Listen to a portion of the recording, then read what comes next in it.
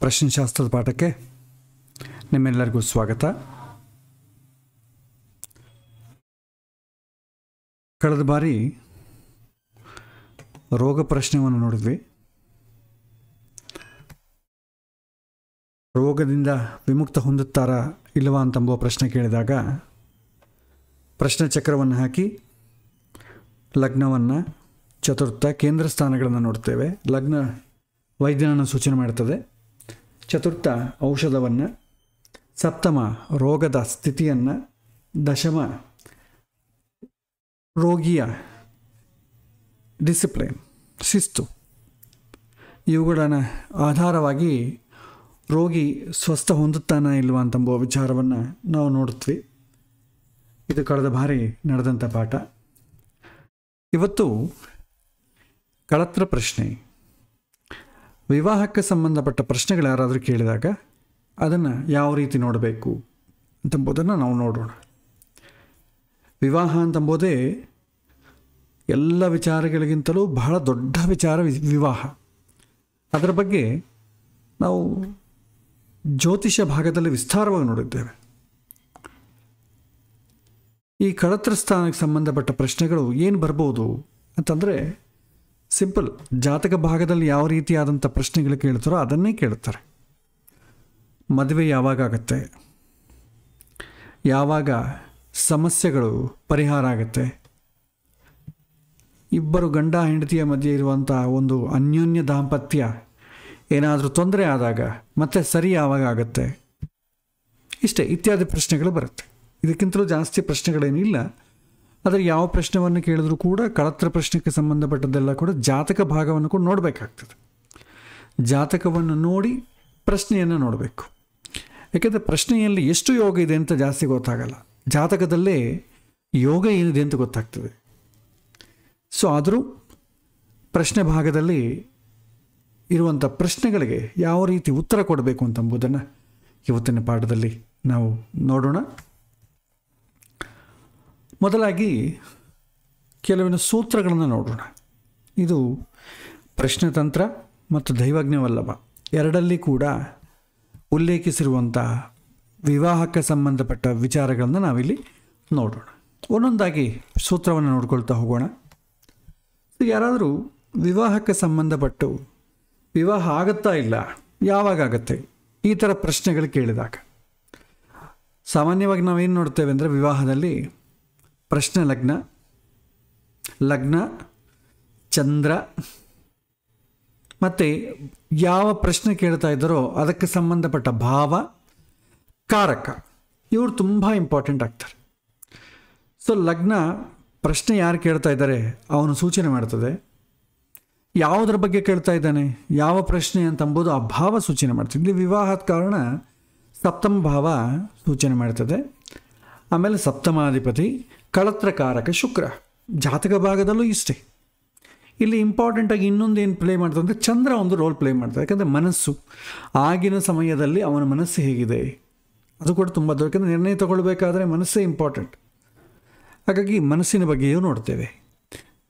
ಶುಭ ಗ್ರಹಗಳ ಸಂಬಂಧ ಬಂದರೆ ಅವನ ಪ್ರಶ್ನೆ ಕ್ವಾಲಿಫೈ ಆಗುತ್ತೆ, ಅಂದರೆ ಆಗಲಿಕ್ಕೆ ಹೆಚ್ಚು ಅವಕಾಶ ಉಂಟು. ಪಾಪಗ್ರಹಗಳ ಸಂಬಂಧ ಬಂದರೆ ಪ್ರತಿಕೂಲವಾಗ್ತದೆ.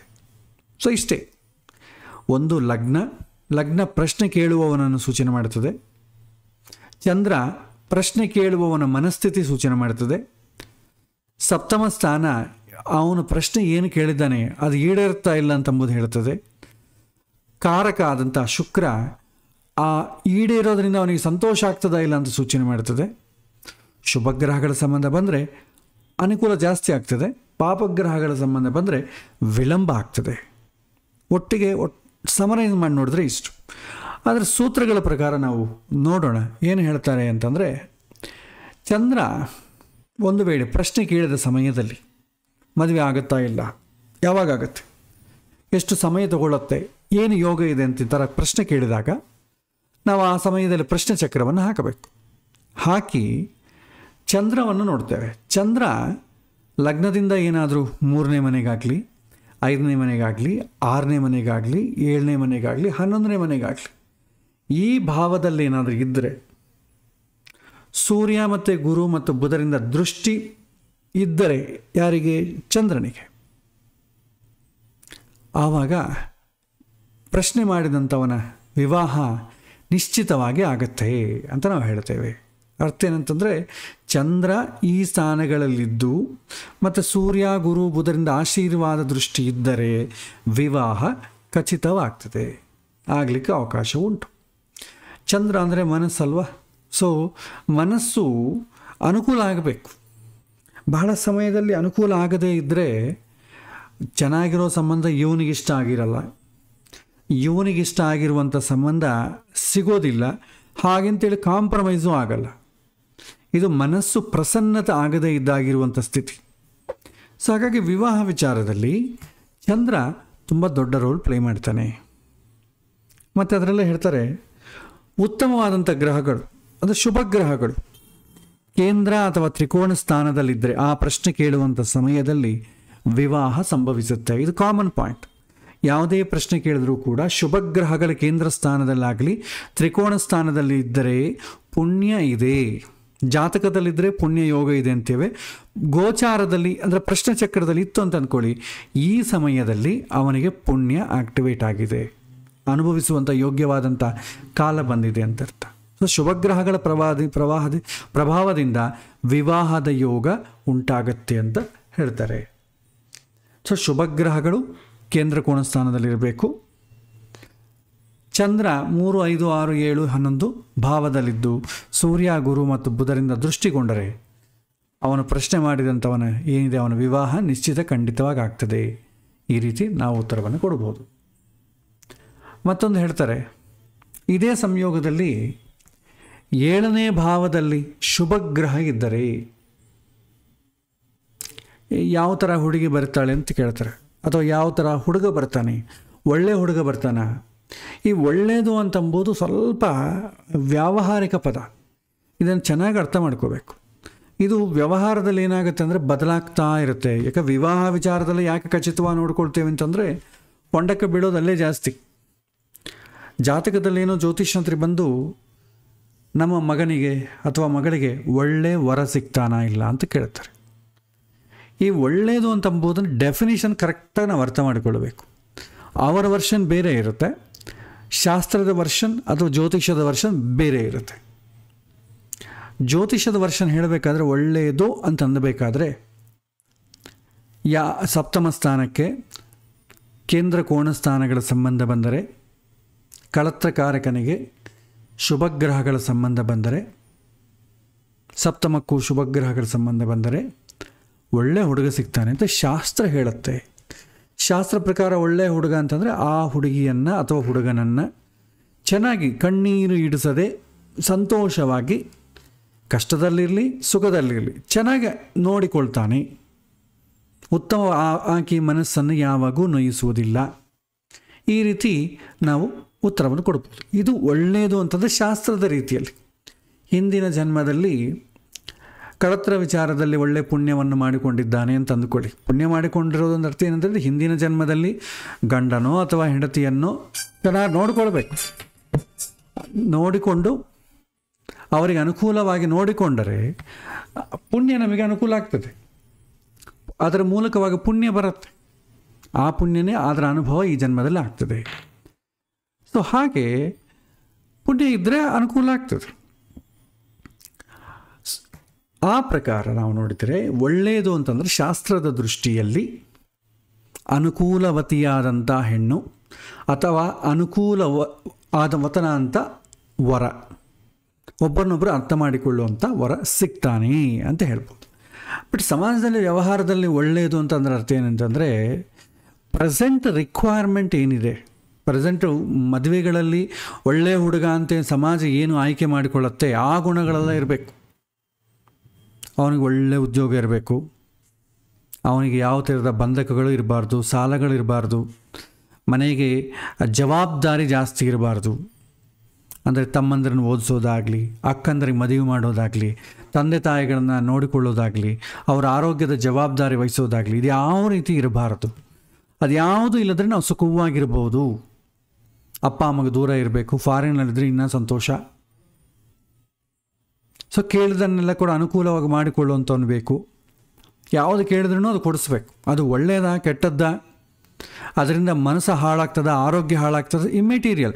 ನನ್ನ ಮನಸ್ಸಿನಲ್ಲಿ ಉದಯಿಸಿತು, ಈ ಹುಡುಗ ಅಥವಾ ಹುಡುಗಿ ಒದಗಿಸಿ ಕೊಡಬೇಕು. ಈ ರೀತಿ ಯಾವುದನ್ನ ಇದ್ದರೆ ಅದನ್ನು ಇವತ್ತಿನ ಸಮಾಜದಲ್ಲಿ ಒಳ್ಳೆಯದು ಅನ್ನತ್ತೆ. ಬಟ್ ಶಾಸ್ತ್ರದಲ್ಲಿ ಇದು ಒಳ್ಳೆಯದು ಅಂತ ಅನ್ಲಿಕ್ಕೆ ಬರೋದಿಲ್ಲ. ಏಕೆಂತಂದರೆ ಸುಖದಲ್ಲಿ ಸುಖಸ್ಯಾನಂತರಂ ದುಃಖಂ, ದುಃಖಸ್ಯಾನಂತರಂ ಸುಖಂ, ಸುಖ ದುಃಖೇ ಮನುಷ್ಯಾಣಂ ಚಕ್ರವತ್ ಪರಿವರ್ತತಃ. ಸುಖ ಬಂತು ಅಂತಂದರೆ ನೆಕ್ಸ್ಟ್ ಚೇಂಜ್ ಯಾವುದು? ದುಃಖ ಬಂದೇ ಬರುತ್ತೆ. ಸುಖ ದುಃಖ ಎಂಬ ದ್ವಂದ್ವಗಳು. ಇಲ್ಲಿ ನಾವು ಸುಖ ಮಾತ್ರವೇ ಬಯಸ್ತೇವೆ, ದುಃಖ ಬಯಸೋದಿಲ್ಲ. ಇಡೀ ಜೀವನದಲ್ಲಿ ಸುಖವೇ ಇರೋದಂಥವ್ರು ಯಾರೂ ಇಲ್ಲ. ಎಷ್ಟು ಸುಖವನ್ನು ನಾವು ಎಕ್ಸ್ಪೆಕ್ಟ್ ಮಾಡ್ತೀವೋ ಅಷ್ಟು ದುಃಖಕ್ಕೂ ಪ್ರಿಪೇರ್ ಆಗಬೇಕಾಗತ್ತೆ. ತುಂಬ ಚೆನ್ನಾಗಿ ನೋಡಿಕೊಂಡ ನಾನು ಮದುವೆ ಮಾಡ್ಕೊಂಡಂಥ ಹುಡುಗ 5 ವರ್ಷ ತುಂಬ ಚೆನ್ನಾಗಿದ್ದೀವ್ರಿ ಅಂತ ಅದರ ಅರ್ಥ ಏನು? ಈಗ ಇಲ್ಲ ಅಂತ ಅರ್ಥ. ಹಾಗಾಗಿ ಹೆಚ್ಚು ಸುಖದಲ್ಲಿ ಮೆರೆದು ಬಿಟ್ಟರೆ ನೆಕ್ಸ್ಟ್ ಚೇಂಜ್ ಏನಾಗುತ್ತೆ? ಅದಕ್ಕೆ ಪ್ರಿಪೇರ್ ಆಗಬೇಕಾಗತ್ತೆ. ಪ್ರಿಪೇರ್ ಆಗಿಲ್ಲದ್ರೆ ದುಃಖವನ್ನು ಅನುಭವಿಸ್ಬೇಕಾಗತ್ತೆ. ಹಾಗಾಗಿ ಇವತ್ತಿನ ವ್ಯವಹಾರದಲ್ಲಿರುವಂಥ ಒಳ್ಳೆಯದು ಅನ್ನೋದಕ್ಕೆ ಜ್ಯೋತಿಷ್ಯ ಸಮ್ಮತ ಕೊಡೋದಿಲ್ಲ. ಶಾಸ್ತ್ರ ಪ್ರಕಾರ ಏನು? ಅನುಕೂಲವಂತನಾಗಿರಬೇಕು, ಅನುಕೂಲವತಿಯಾಗಿರಬೇಕು. ಕಷ್ಟ ಇರಲಿ, ಕಷ್ಟ ದುಃಖ, ಸುಖ ದುಃಖ ಅಂತಂಬೋದು ಮನುಷ್ಯನಿಗೆ ಒಂದು ಕಾಯಿನ 2 ಶೇಪ್ ಇದ್ದಂಗೆ, 2 ಫೇಸಸ್ ಅಷ್ಟೇ. ಅದು ಒಂದಾದ್ಮೇಲೆ ಒಂದು ಬರ್ತಾ ಇರುತ್ತೆ.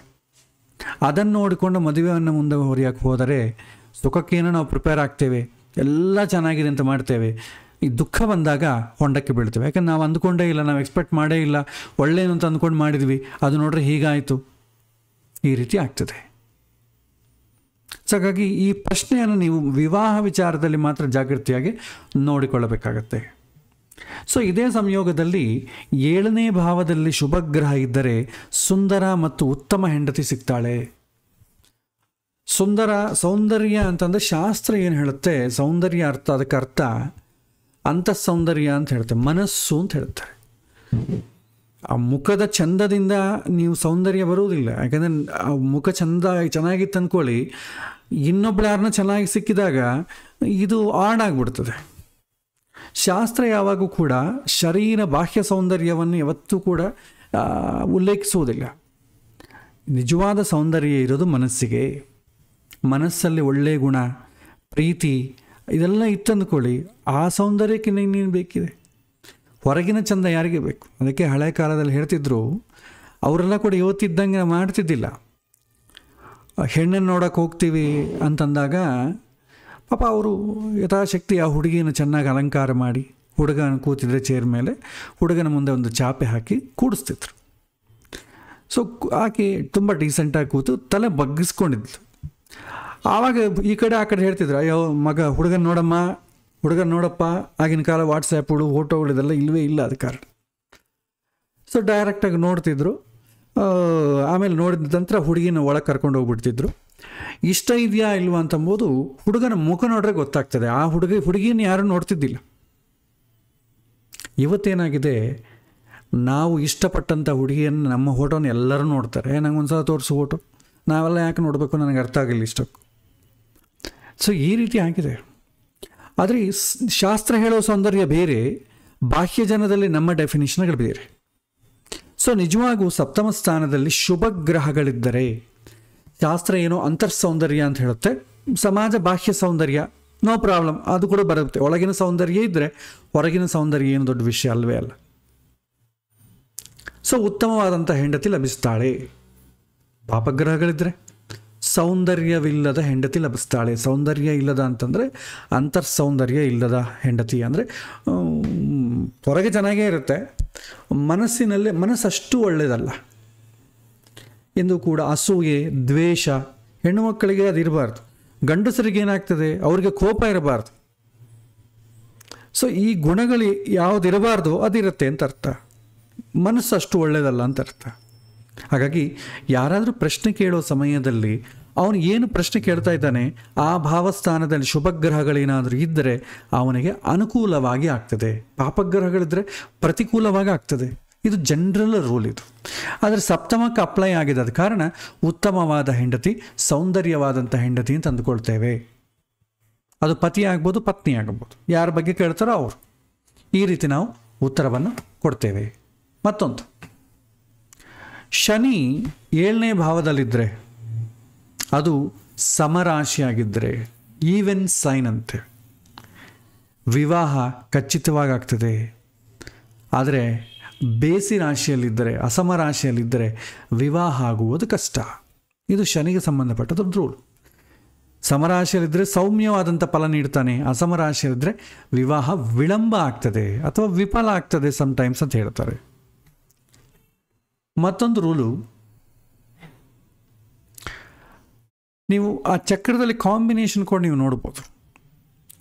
ಚಂದ್ರ ಏನು ಹೇಳ್ತಾರೆ ಅಂದರೆ 2ನೇ ಮನೆಗೆ ಅಥವಾ 7ನೇ ಮನೆಗೆ ಅಥವಾ ಉಪಚಯ ಸ್ಥಾನಗಳಲ್ಲಿ ಇದ್ದರೆ, ಗುರುಗ ದೃಷ್ಟಿ ಇದ್ದರೆ, ಆತ ಆಶೀರ್ವಾದದಿಂದ ಒಳ್ಳೆಯ ಯುವತಿಯನ್ನು, ಕನ್ಯೆಯನ್ನು ಅಥವಾ ಹುಡುಗಿಯಾಗಿದ್ದರೆ ಒಳ್ಳೆಯ ಪತಿಯನ್ನು ಪಡಿತಾನೆ. ಸೊ 2, 7 ಭಾವ, 2 ಅಂತಂದರೆ ಕುಟುಂಬ, 7ನೇ ಭಾವ ಅಂತಂದರೆ ವಿವಾಹ. ಈ ಭಾವದಲ್ಲಿ ಚಂದ್ರ ಇರಬೇಕು. ಸೊ ಇಲ್ಲಿ ನೋಡಿ, ಈ ಚಕ್ರದಲ್ಲಿ ಚಂದ್ರ 2ನೇ ಮನೆಗಿದ್ದಾನೆ, ಕಳತ್ರಕಾರಕನ ಜೊತೆಗಿದ್ದಾನೆ. ಶುಭಗ್ರಹದಂಥ ಗುರುವಿನ ದೃಷ್ಟಿ 2ನೇ ಮನೆ ಮೇಲಿದೆ.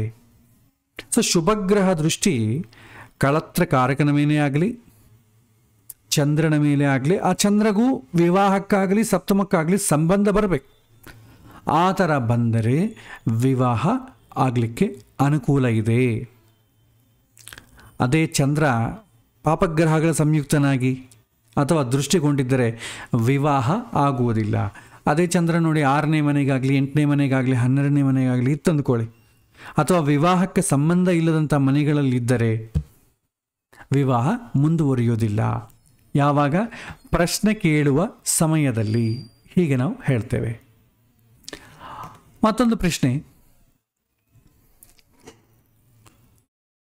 ಒಂದು ಪ್ರಶ್ನೆ ತಗೊಳ್ಳೋಣ.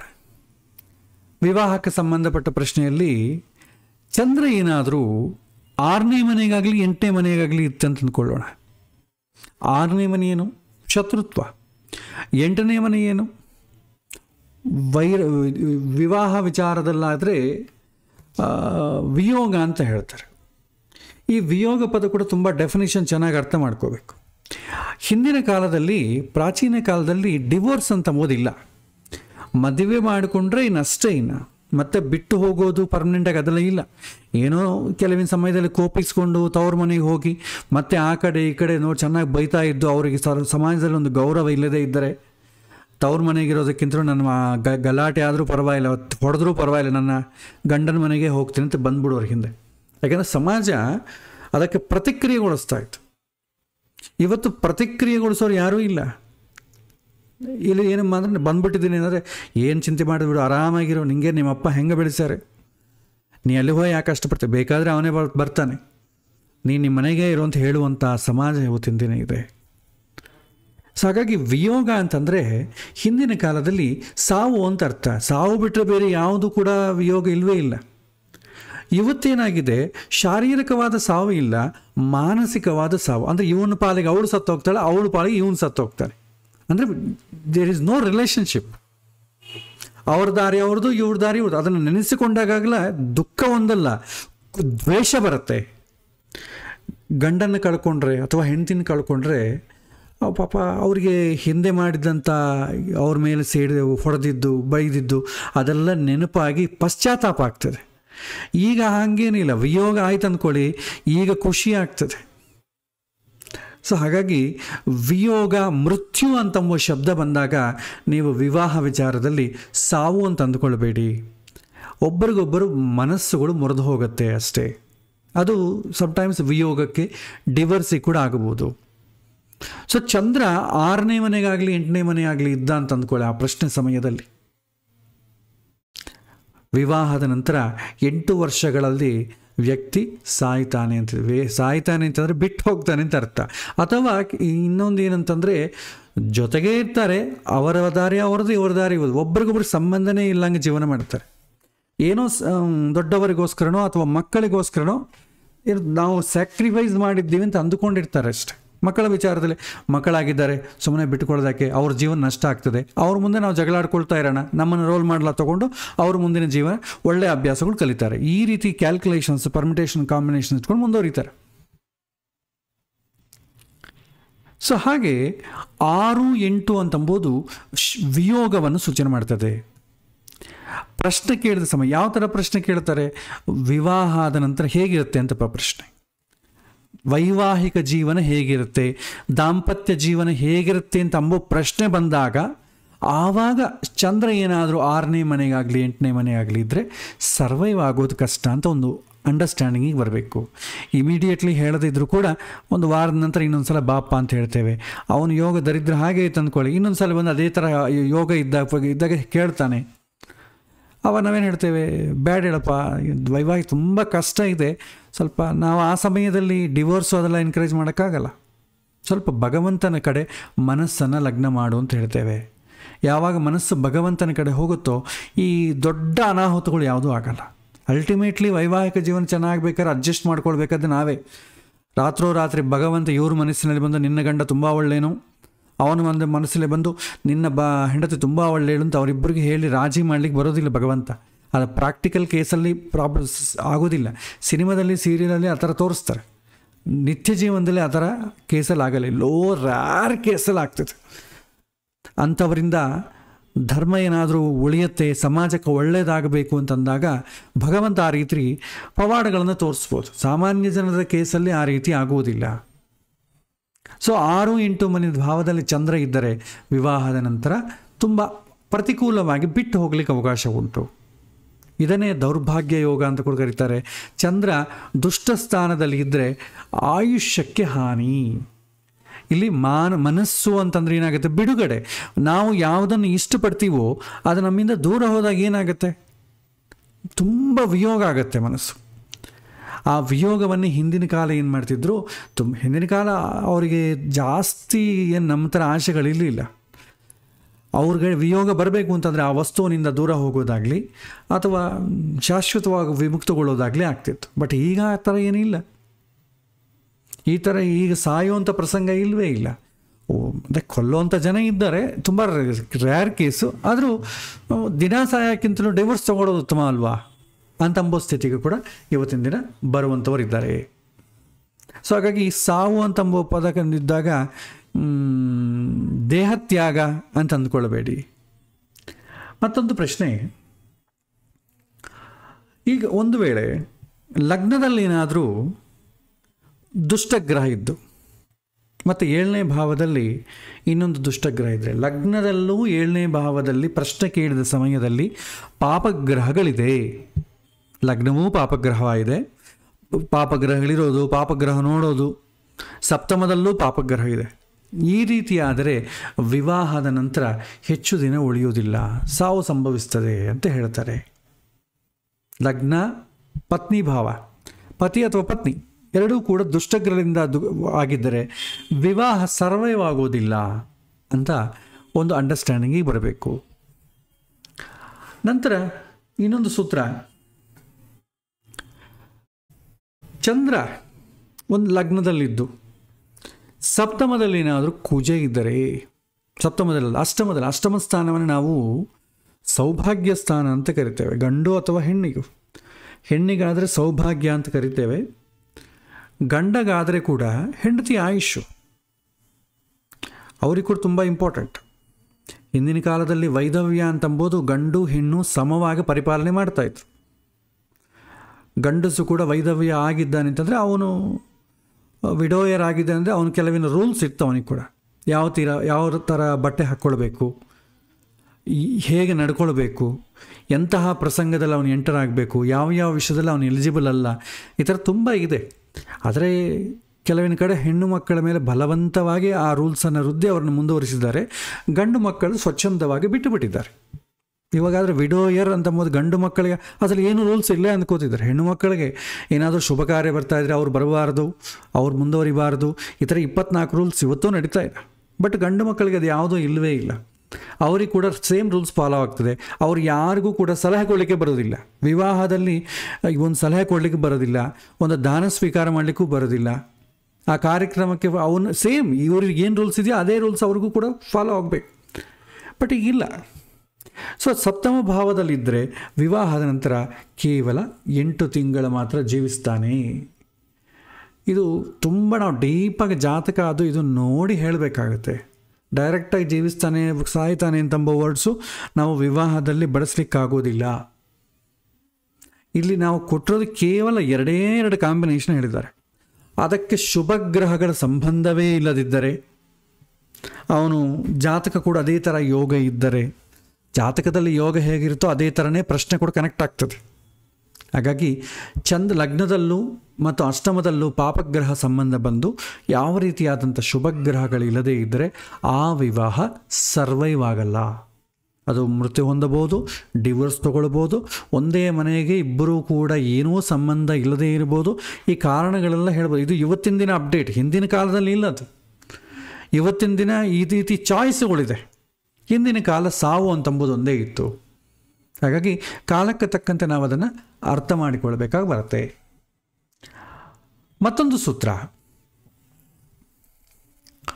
ಶುಕ್ರ ಅಥವಾ ಬುಧ ಲಗ್ನ ಅಥವಾ ಅಷ್ಟಮ ಭಾವದಲ್ಲಿದ್ದರೆ, ಕಳತ್ರಕಾರಕನಿಗೂ ಅಷ್ಟಮಕ್ಕೂ ಸಂಬಂಧ ಬಂದರೆ ಆ ಯುವತಿ ವಿಧವೆ ಅಥವಾ ದೂರ ಆಗಲಿಕ್ಕೆ ಸಾಧ್ಯತೆ ಹೆಚ್ಚು ಇದೆ. ಕುಜ ಒಂದು ವೇಳೆ ಏನಾದರೂ 7ನೇ ಭಾವದಲ್ಲಿದ್ದರೆ ವಿವಾಹಕ್ಕಿಂತ ಮೊದಲೇ ಸಾವು ಸಂಭವಿಸುತ್ತೆ ಅಂತ ಹೇಳ್ತಾರೆ. ಇದು ದೈವಜ್ಞವಲ್ಲಭದಲ್ಲಿರುವಂಥ ಸೂತ್ರ. ಇಲ್ಲಿ ಪ್ರತಿಕೂಲವಾಗ್ತದೆ, ಆ ಸಂಬಂಧ ತಪ್ಪಿ ಹೋಗ್ತದೆ. ಈಗ ಮದುವೆ ಮುಂಚೆ ಹುಡುಗ ಹೋದ ಅಂದ್ಕೊಳ್ಳಿ, ಏನು ಮಾಡ್ತೀವಿ, ಇನ್ನೊಂದು ಮದುವೆ ಮಾಡ್ತೀವಿ ಅಷ್ಟೇ. ಮದುವೆಗೆ ಮುಂಚೆ ಎಂಗೇಜ್ಮೆಂಟ್ ಆದಮೇಲೆ ಎಷ್ಟು ಸಂಬಂಧಗಳು ಬಿಟ್ಕೊಡ್ತಾ ಇಲ್ಲ ಇವತ್ತಿನ ದಿನ. ಹಾಗಾಗಿ ಪ್ರಾಕ್ಟಿಕಲ್ಲಾಗಿ ನಾವು ಆಲೋಚನೆ ಮಾಡಬೇಕು, ಹೆದರ್ತಕ್ಕಂಥದ್ದಲ್ಲ ಅಂತ ಹೇಳ್ತಾರೆ. ಮತ್ತೊಂದು ಸೂತ್ರ, ಸೂರ್ಯ ಏನಾದರೂ 7ನೇ ಭಾವದಲ್ಲಿದ್ದರೆ ಆ ಯುವತಿಗೆ ಮಕ್ಕಳಿಗೆ ಆಯುಷ್ಯ ಇರೋದಿಲ್ಲ. ನೋಡಿ, 7ನೇ ಭಾವ ಮಕ್ಕಳಿಗೆ ಆಯುಷ್ಯ ಇರೋದಿಲ್ಲ ಅಂತ ಹೇಗೆ ಅರ್ಥ ಮಾಡಿಕೊಳ್ಬೇಕು ಅಂತಂದರೆ, ಹಳೆ ಕಾಲದಲ್ಲಾದರೆ ಬೇಗ ಮಕ್ಕಳಿಗೆ ಆಯುಷ್ಯ ಇರೋದಿಲ್ಲ ಅಂತಂದರೆ ಏನು, ಮಕ್ಕಳು ತೀರ್ಕೊಳ್ತಾ ಇದ್ರು. ಇವತ್ತಿನ ದಿನ ಏನಾಗುತ್ತೆ, 7ನೇ ಮನೆಗಿದ್ರೆ ಏನಾಗುತ್ತೆ, ವಿವಾಹ ವಿಚಾರದಲ್ಲಿ ತುಂಬ ವಿಯೋಗ ಆಗುತ್ತೆ. ವಿವಾಹದಲ್ಲಿ ವಿಯೋಗ ಆಯ್ತಂತಂದರೆ ಮಕ್ಕಳೇನಾಗ್ತಾರೆ, ಇವರು ಡಿವೋರ್ಸ್ ಆಯಿತು, ಮಕ್ಕಳು ಈ ತಂದೆ ಹತ್ರ ಹೋಗಬೇಕು, ಆ ತಾಯಿ ಹತ್ರ ಹೋಗಬೇಕು, ಒಂದು ರೀತಿಯಾದಂಥ ಈ ರೀತಿ ಕನ್ಫ್ಯೂಷನ್ ಸ್ಥಿತಿ. ಸೊ ಹಾಗಾಗಿ ಮಕ್ಕಳಿಗೆ ಪ್ರತಿಕೂಲವಾಗಿರುತ್ತೆ. ಸೊ ಸೂರ್ಯ ತೀವ್ರತೆ ಸಂತಾನದ ಆಯುಷ್ಯ ಮೇಲೆ ಕೂಡ ತುಂಬ ಪ್ರತಿಕೂಲವಾಗತ್ತೆ ಅಂತಂಬೋದು ಹೇಳ್ತಾರೆ. ಯಾಕೆಂತಂದರೆ ಮಕ್ಕಳ ವಿಚಾರದಲ್ಲಿ ನಾವೇನು ಮಾಡ್ತೇವೆ, ಸಪ್ತಾಂಶ ಚಕ್ರವನ್ನು ನೋಡ್ತೇವೆ, 7ನೇ ಅಂಶ ಚಕ್ರವನ್ನು. ಹಾಗಾಗಿ 7ನೇ ಅಂಶದಲ್ಲಿ ಏನಾದರೂ ಪಾಪಗ್ರಹ ಇದ್ದರೂ ಕೂಡ ಮಕ್ಕಳಿಗೆ ವಿವಾಹಕ್ಕೆ ಪ್ರತಿಕೂಲವಾಗತ್ತೆ ಅಂತ ತಿಳ್ಕೊಳ್ಬೇಕು. ಮತ್ತು ಸೂರ್ಯ ಏನಾದರೂ ಲಗ್ನದಲ್ಲಿದ್ದರೆ ಆಕೆ ಅಶೀಲ ಅಶುದ್ಧ ಜೀವನ ನಡೆಸ್ತಾಳೆ, ಅದರಲ್ಲಿ ಸಂಶಯವಿಲ್ಲ ಅಂತ ಹೇಳ್ತಾಳೆ. ಲಗ್ನದಲ್ಲಿದ್ದರೂ ಕಷ್ಟ, ಸಪ್ತಮದಲ್ಲಿದ್ದರೂ ಕಷ್ಟ. ಅದಕ್ಕೆ ನೋಡಿ, ಸಪ್ತಮದಲ್ಲಿದ್ದರೆ ಕಳತ್ರ ದೋಷ ಅಂತ ಕರಿತೇವೆ ನಾವು. ವಿವಾಹ ವಿಚಾರದಲ್ಲಿ ಕೂಡ ಅದನ್ನು ಡಿಸ್ಕಸ್ ಮಾಡಿ. ಲಗ್ನದಲ್ಲಿದ್ದರೆ ಏನಾಗುತ್ತೆ, ವಿಪರೀತವಾದ ಈಗೋ ಇರುತ್ತೆ. ಆ ಈಗೋಯಿಂದ ಕೂಡ ಹಾದಿ ತಪ್ಪಲಿಕ್ಕೆ ಅವಕಾಶ. ಯಾವಾಗ ಶುಭಗ್ರಹಗಳ ಸಂಬಂಧ ಇಲ್ಲದೇ ಇದ್ದರೆ, ಶುಭಗ್ರಹಗಳ ಸಂಬಂಧ ಇದ್ದರೆ ಏನಾಗುತ್ತೆ ಅಂದರೆ ಇಂಟೆನ್ಸಿಟಿ ರೆಡ್ಯೂಸ್ ಆಗುತ್ತೆ. ಒಂದು ವೇಳೆ ಮಾನಸಿಕವಾಗಿ ಆ ಆಲೋಚನೆ ಇದ್ದರೂ ಕೂಡ ಅವರು ಅದರಿಂದ ಹೊರಗೆ ಬಂದುಬಿಡ್ತಾರೆ. ಹಾಗಾಗಿ ಶುಭಗ್ರಹಗಳ ಸಂಬಂಧ ಇರಲೇಬೇಕಾಗ್ತದೆ. ಯಾವಾಗ ಲಗ್ನದಲ್ಲಿ ಏನಾದರೂ ಸೂರ್ಯ ಇದ್ರೂ, ಸಪ್ತಮದಲ್ಲಿ ಸೂರ್ಯ ಇದ್ರೂ ಕುಟುಂಬ ಅಂತಂಬೋದು ಸ್ವಲ್ಪ ವಿಲಕ್ಷಣ ಆಗ್ತದೆ. ಅಷ್ಟು ಮಕ್ಕಳು ದೂರ ಆದ್ರೂ, ಗಂಡ ಹೆಂಡತಿ ಅಂದ್ರೆ ಮಧ್ಯೆ ಸಂಬಂಧ ದೂರ ಆದ್ರೂ ಎರಡೂ ಕೂಡ ಇದೇ ಪ್ರಾಬ್ಲಮನ್ನು ಸೂಚನೆ ಮಾಡ್ತದೆ. ಮತ್ತೊಂದು ಸೂತ್ರ, ಚಂದ್ರ ಮತ್ತು ಬುಧ ಪ್ರಶ್ನಚಕ್ರದಲ್ಲಿ ಚಂದ್ರ ಬುಧ 6ನೇ ಭಾವದಲ್ಲಿದ್ದು ಪಾಪಗ್ರಹಗಳಿಂದ ಸಂಯುಕ್ತವಾಗಿದ್ದರೆ ಆ ಯುವತಿ ಕ್ರೋಧಶೀಲ ಮತ್ತು ದೌರ್ಭಾಗ್ಯಳಾಗ್ತಾಳೆ. 6ನೇ ಮನೆ ಅಂತಂದರೆ ಏನು, ಶತ್ರು, ಕೋಪ, ಇದೆಲ್ಲೂ ಕೂಡ ವಿವಾಹ ವಿಚಾರದಲ್ಲಿ ವರ್ಕೌಟ್ ಆಗಲ್ಲ. ಸೊ 6ನೇ ಮನೆಗೆ ಏನಾದರೂ ಪಾಪಗ್ರಹಗಳಿತ್ತು ಅಂದ್ಕೊಳ್ಳಿ, ಶತ್ರು ಭಾವನೆ ಆಗುತ್ತೆ. ಶತ್ರುತ್ವ ಯಾವ ಬರುತ್ತೆ, ಅತಿಯಾದಂಥ ಕೋಪದಿಂದ ಶತ್ರುಗಳು ಬೆಳ್ಕೊಳ್ತಾರೆ. ಕೋಪ, ಅದರ ಜೊತೆ ಅಸೂಯೆ, ಹೊಟ್ಟೆ ಕಿಚ್ಚು ಅಂತೇವೆ. ಇದೆರಡೂ ಕೂಡ ಮನುಷ್ಯರಲ್ಲಿ ಮಧ್ಯದಲ್ಲಿರುವಂಥ ಬಂಧಗಳನ್ನು ದೂರ ಮಾಡ್ತದೆ. ಸೊ ಮನಸ್ಸು ಚಂದ್ರ ಮತ್ತು ಬುದ್ಧಿ ಬುಧ, ಇವರಿಬ್ಬರು ಕೂಡ ದುಷ್ಟಗ್ರಹಗಳ ಸಂಯೋಗದಿಂದ ಇದ್ದರೆ ಅಸ್ಥಿರವಾಗ್ತದೆ. ಅವರ ನಿರ್ಣಯಗಳು ತಗೊಳ್ಳಿಕ್ಕೆ ಬರೋದಿಲ್ಲ. ಒಂದು ಅರ್ಥ ಮಾಡಿಕೊಳ್ಳಿಕ್ಕೋಸ್ಕರ ಇನ್ನೊಂದು ಅರ್ಥ ಮಾಡಿಕೊಡ್ತಾರೆ. ಇದು ತುಂಬ ಕಷ್ಟ. ಅವರೊಂಥರ ಮಾಡ್ತಾರೆ, ನೀವು ಯಾಕೆ ಹಿಂಗೆ ಮಾಡಿದ್ರಿ, ನನ್ನನ್ನು ಬೈಸಕ್ಕೆ ಹಿಂಗೆ ಮಾಡಿದಿರೋ ಏನು, ಈ ರೀತಿ ಗಲಾಟೆಗಳು ಶುರುವಾಗ್ತದೆ. ಇಂಥದ್ದೆಲ್ಲ ನಮಗೆ ಬೇಕಾದಷ್ಟು ಸೀರಿಯಲ್ ನೋಡೋದೇ ಗೊತ್ತಾಗ್ತದೆ. ಅವ್ರ ವರ್ಷನೇ ಬೇರೆ ಇರ್ತದೆ, ಇವರು ಇನ್ನೊಂದು ವರ್ಷನ ಆಲೋಚನೆ ಮಾಡಿಕೊಂಡು ಕೋಪವನ್ನು ಬೆಳೆಸಿಕೊಂಡು ಮಾಡಬಾರದ ಕೆಲಸಗಳೆಲ್ಲ ಮಾಡ್ತಾರೆ. ಹಾಗೆ ಸೊ ಚಂದ್ರ ಮತ್ತು ಬುಧ ಇಬ್ಬರು ಕೂಡ ಜೊತೆಯಾಗಿದ್ರೆ ಏನಾಗುತ್ತೆ ಅಂದರೆ ಮತಿಭ್ರಮಣ ಯೋಗ ಅಂತೇವೆ. ಅಂದರೆ ಅವ್ರೇನು ಮಾಡ್ತಾರೆ ಅವ್ರಿಗೆ ಗೊತ್ತಾಗೋದಿಲ್ಲ, ಎಲ್ಲ ನಿರ್ಣಯ ತಗೊಳ್ತಾರೆ. ನಾನು ಹೀಗೆ ಮಾಡಬೇಕು ಅನ್ಕೋತ ಅಲ್ಲಿ ಹೋದ್ಮೇಲೆ ಅವ್ರು ಇನ್ನೊಂದು ಥರ ಮಾಡ್ತಾರೆ, ನಾನೇನೋ ಮಾಡಿದ್ದು ಹೇಗೆ ಅಂತ ಆಲೋಚನೆ ಮಾಡಿಕೊಳ್ತಾರೆ. ಅವ್ರ ಜೊತೆ ಕುಜ ಇದ್ರೆ ಏನಾಗುತ್ತೆ, ಕೋಪ ಅಹಂಕಾರ ಜಾಸ್ತಿ ಆಗ್ತದೆ. ಅದು ಒಳ್ಳೆಯದಲ್ಲ. ಸಹನವನ್ನು ಕಳೆದುಕೊಳ್ತಾರೆ, ಕೋಪ ಪಟ್ಟುಬಿಡ್ತಾರೆ, ಎಲ್ಲರನ್ನ ಬೈದು ಬಂದುಬಿಡ್ತಾರೆ. ಆಮೇಲೆ ನಾನು ಯಾಕೆ ಬೈದಪ್ಪ, ನಾನು ಹೀಗೆ ಬೈಬಾರ್ದಿತ್ತು ಅಂತ ಮನೆಗೆ ಚಿಂತೆ ಮಾಡ್ತಾ ಕೂಡ್ತಾರೆ. ಸೊ ಕುಜ ಚಂದ್ರ ಆಗಲಿ ಕುಜ ಬುಧ ಆಗಲಿ ಎರಡೂ ಒಳ್ಳೆಯದಲ್ಲ. ಎರಡನೇದು, ಚಂದ್ರ ಮತ್ತು ಶುಕ್ರ 11ನೇ ಮನೆಗೆ ಅಥವಾ 7ನೇ ಭಾವದಲ್ಲಿದ್ದರೆ ಆ ಯುವತಿ ಅಶೀಲಳಾಗುತ್ತಾಳೆ. ಅದು ಕ್ಯಾರೆಕ್ಟರ್ ಅಷ್ಟು ಭೋಗಪ್ರಾಪ್ತಿಯಲ್ಲಿ ತುಂಬ ಇಷ್ಟರಾಗಿರ್ತಾರೆ, ಆಸಕ್ತರಾಗಿರ್ತಾರೆ. ಸೊ ಇದು ದಾಂಪತ್ಯ ಜೀವನ ಹೇಗಿರುತ್ತೆ ಅಂತ ಪ್ರಶ್ನೆ ಬಂದಾಗ ಇದನ್ನು ಉತ್ತರ ಹೇಳಬೇಕು. ಚಂದ್ರ ಮತ್ತು ಶುಕ್ರ 11ನೇ ಮನೆಗೆ, ಶುಕ್ರ ಚಂದ್ರಗಳೆರಡೂ ಕೂಡ ಅಷ್ಟು ಒಳ್ಳೆಯದಲ್ಲ. ಚಂದ್ರ ಏನು ಮೋಹಕಾರಕ, ಇಷ್ಟಪಡೋದು ಚಂದ್ರ ಅಂದರೆ. ಶುಕ್ರ ಏನು ಕಾಮಕ್ಕೆ ಕಾರಕ. ನೋಡಿದ್ದನ್ನೆಲ್ಲ ಇಷ್ಟಪಟ್ಟರೆ ಏನಾಗ್ತದೆ, ನೋಡಿದ್ದೆಲ್ಲ ಬೇಕು ಅಂತ ಅನಿಸಿದ್ರೆ ವಸ್ತುಗಳ ವಿಚಾರದಲ್ಲಿ ಓಕೆ, ವ್ಯಕ್ತಿಗಳ ವಿಚಾರದಲ್ಲಿ ಏನಾಗ್ತದೆ, ಅದು ವಿಪರೀತವಾದಂಥ ಭೋಗ ಪ್ರವೃತ್ತಿಯನ್ನು ಬೆಳೆಸ್ಬಿಡ್ತದೆ. ಅದರಿಂದ ಕ್ಯಾರೆಕ್ಟರ್ ಕೆಡ್ತದೆ. ಅದು ಹೆಣ್ಣಾಗಲಿ ಗಂಡಾಗಲಿ ಎರಡಕ್ಕೂ ಕೂಡ ಇದು ಅನ್ವಯ ಆಗ್ತದೆ. ಮತ್ತು ಇದೇ ಸ್ಥಾನಗಳಲ್ಲಿ ಬುಧ ಮತ್ತು ಶುಕ್ರ ಪಾಪಗ್ರಹದಿಂದ ಸಂಯುಕ್ತರಾಗಿದ್ದರೆ ಆಕೆ ಖಚಿತವಾಗಿ ವಿಧವೆ ಆಗ್ತಾಳೆ. ಬುಧ ಮತ್ತು ಶುಕ್ರನ ಅಂತಂದರೆ ಸತ್ಕಳತ್ರ ಯೋಗ ಅಂತ ಕರೀತಾರೆ. ಒಳ್ಳೆ ಕಳತ್ರ. ಬುಧ ಮತ್ತು ಶುಕ್ರ ಶುಭ ಸ್ಥಾನದಲ್ಲಿದ್ದರೆ ಕಳತ್ರ ಯೋಗ. ಅದೇ ಪಾಪಸ್ಥಾನದಲ್ಲಿದ್ದರೆ ಏನಾಗ್ತದೆ, ಕಳ್ಕೊಳ್ಳೋದು. 6ನೇ ಮನೆಗಾಗಲಿ 8ನೇ ಮನೆಗಾಗಲಿ ಬುಧ ಮತ್ತು ಶುಕ್ರ ಇಬ್ಬರು ಇದ್ದರೂ ಕೂಡ ಕಳತ್ರಕ್ಕೆ ಸಂಬಂಧಪಟ್ಟ ದೋಷಗಳು ಬರುತ್ತೆ. ಅದರಿಂದ ಕೂಡ ವೈವಾಹಿಕ ಜೀವನ ನಾಶ ಆಗತ್ತೆ ಅಂತ ಹೇಳ್ತಾರೆ. ಮತ್ತು ಚಂದ್ರನು ಲಗ್ನದಿಂದ 3ನೇ ಮನೆಗಾಗಲಿ 5ನೇ ಮನೆಗಾಗಲಿ 6, 7, 11 ಭಾವದಲ್ಲಿದ್ದರೆ, ಗುರು ಸೂರ್ಯ ಮತ್ತು ಬುಧರಿಂದ ದೃಷ್ಟಿ ಪಟ್ಟರೆ, ಸೊ ಈ ರೀತಿ ಆದರೆ ವಿವಾಹ ತಕ್ಷಣ ಆಗ್ತದೆ, ಶೀಘ್ರದಲ್ಲೇ ಆಗ್ತದೆ. ವಿವಾಹ ಯಾವಾಗ ಆಗುತ್ತೆ, ಬೇಗ ಆಗುತ್ತಾ ಇಲ್ವಾ ಅಂತ ಪ್ರಶ್ನೆಗೆ ಇದು ಉತ್ತರ ಕೊಡ್ಬೋದು. ಸೊ ಚಂದ್ರ 3, 5, 6, 7, 11 ಸ್ಥಾನದಲ್ಲಿದ್ದು ಶುಭ ಗ್ರಹಗಳ ಸಂಬಂಧ ಬಂದರೆ ವಿವಾಹ ಬೇಗ ಆಗ್ತದೆ.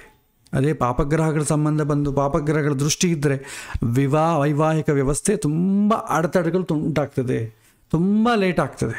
ಯಾವಾಗ ಚಂದ್ರ ಪಾಪಗ್ರಹಗಳಿಂದ ದೃಷ್ಟಿ ಇದ್ದರೆ ಪ್ರಶ್ನೆ ಕೇಳುವಂಥ ಸಮಯದಲ್ಲಿ ಯಾವುದು ಕೂಡ ಬೇಗ ಮುಂದುವರಿಯುವುದಿಲ್ಲ. ಹೀಗೆ ನಾವು ಅರ್ಥ ಮಾಡಿಕೊಳ್ಳಬೇಕು. ಮತ್ತೊಂದು ಸೂತ್ರ,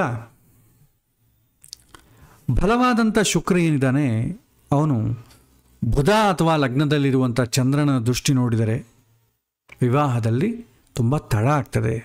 ಆದರೆ ಪಾಪಗ್ರಹಗಳ ದೃಷ್ಟಿ ಇದ್ದರೂ ಕೂಡ ಶುಭ ಸಂಬಂಧ ಬಂದರೆ, ಬಲವಾದಂಥ ಶುಕ್ರ ಅಥವಾ ಬುಧ ಇವರು ಲಗ್ನದಲ್ಲೇ ಇದ್ದು ಚಂದ್ರನ ದೃಷ್ಟಿ ಶುಭಗ್ರಹ ಸಂಬಂಧ ಬಂದರೆ ವಿವಾಹಕ್ಕೆ ಯಾವ ಥರದ ತಡಗಳು ಉಂಟಾಗೋದಿಲ್ಲ.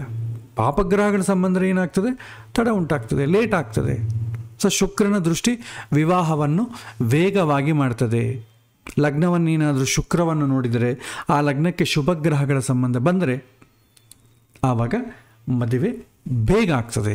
ಅದೇ ಪಾಪಗ್ರಹಗಳಾದಂಥ ಕುಜ ಆಗಲಿ ರಾಹು ಆಗಲಿ ಶನಿ ಆಗಲಿ ದೃಷ್ಟಿ ಏನಾದರೂ ಚಂದ್ರನ ಮೇಲೆ ಬಿದ್ದರೆ ತುಂಬ ಲೇಟ್ ಆಗ್ತದೆ. ಎಷ್ಟೋ ಸಮಯದಲ್ಲಿ ಮದುವೆ ಬೇಡ ಅಂತಾದರೂ ಎಂಗೇಜ್ಮೆಂಟ್ ಎಲ್ಲ ಆಗಿ ಲವ್ ಮಾಡಿಕೊಂಡು ಎಲ್ಲ ಆದರೂ ಕೂಡ ಕೊನೆ ಕಾಲಕ್ಕೆ ನಮಗೆ ಬೇಡ ಅಂತ ಬಿಟ್ಕೊಂಡ್ಬಿಡ್ತಾರೆ. ಸೊ ಈ ರೀತಿ ಆದಂಥ ಸಂದರ್ಭಗಳು ನಮಗೆ ಕಾಣಬಹುದು. ಮತ್ತೊಂದು ಪ್ರಶ್ನೆ, ಲಗ್ನ ಮತ್ತು ಚಂದ್ರ ಚರರಾಶಿಯಲ್ಲಿದ್ದು ಇಬ್ಬರನ್ನು ಶುಭಗ್ರಹ ಆದಂಥ ಶುಕ್ರ ದೃಷ್ಟಿ ಇದ್ದರೆ ಮತ್ತು ಒಂದು ದುಷ್ಟಗ್ರಹ ಕೇಂದ್ರ ಸ್ಥಾನದಲ್ಲಿ ಇದ್ದರೆ ಸುಂದರ ಯುವತಿಗೆ ವರನಾಗಿ ಪಡಿತಾನೆ. ಶುಭಗ್ರಹಗಳ ಸಂಬಂಧ ಬರಬೇಕು. ಚರರಾಶಿಗಳು ಚರರಾಶಿಗಳು ಏನು ಮಾಡ್ತದೆ, ಚಲನೆಯನ್ನು ಸೂಚನೆ ಮಾಡ್ತದೆ, ಮೂಮೆಂಟ್ ಮತ್ತು ಘಟನೆಯನ್ನು ಸೂಚನೆ ಮಾಡ್ತದೆ. ಶುಕ್ರದ ಅನುಗ್ರಹ ಸುಂದರ ವಿವಾಹವನ್ನು ಸ್ಪೀಡಪ್ ಮಾಡ್ತದೆ. ಸೊ ಇದು ಒಂದು ಸೂತ್ರ. ಸೊ ಒಟ್ಟಿಗೆ ಎಲ್ಲವನ್ನೂ ನೆನಪಿಟ್ಟುಕೊಳ್ಳೋದು ಕಷ್ಟ. ಅದಕ್ಕೆ ಸಮರೈಸ್ ಮಾಡಿ ಹೇಳ್ತೇನೆ ನೋಡಿ. ಪ್ರಶ್ನೆ ಲಗ್ನ, ಚಂದ್ರ, ಸಪ್ತಮ, ಶುಕ್ರ. ಗಂಡಸರಿಗಾದರೆ ಸೂರ್ಯನನ್ನು ಕೂಡ ನೋಡ್ತಾರೆ, ಸೂರ್ಯ ಶುಕ್ರ ಎರಡನ್ನೂ ತಗೊಳ್ತಾರೆ. ಸೊ ವಿವಾಹದ ವಿಚಾರದಲ್ಲಿ ಯಾರಾದರೂ ಪ್ರಶ್ನೆ ಕೇಳಿ, ಬೇಗ ಆಗುತ್ತೆ, ಇನ್ನೂ ಎಷ್ಟು ದಿನ ಆಗುತ್ತೆ, ವಿವಾಹ ಯಾವಾಗ ಆಗುತ್ತೆ ಅಂತಂದಾಗ ಬೇಗ ಆಗುತ್ತಾ ನಿಧಾನ ಆಗುತ್ತಾ ಅಂತ ಹೇಳಬೇಕು. ಯಾವಾಗ ಆಗುತ್ತೆ ಎಕ್ಸಾಕ್ಟ್ಲಿ ಹೇಳಬೇಕಾದ್ರೆ ನೀವು ಜಾತಕವನ್ನು ದಶಗಳು ಗೋಚಾರದಲ್ಲಿ ನೋಡಬೇಕು. ಬಟ್ ಪ್ರಶ್ನೆಯಲ್ಲಿ ಅಷ್ಟು ಸ್ಪೀಡಪ್ ಆಗಿ ಹೇಳಲಿಕ್ಕಾಗಲ್ಲ, ಬೇಗ ಅಥವಾ ಸ್ಲೋ ಅಂತ ಹೇಳ್ಬೋದು.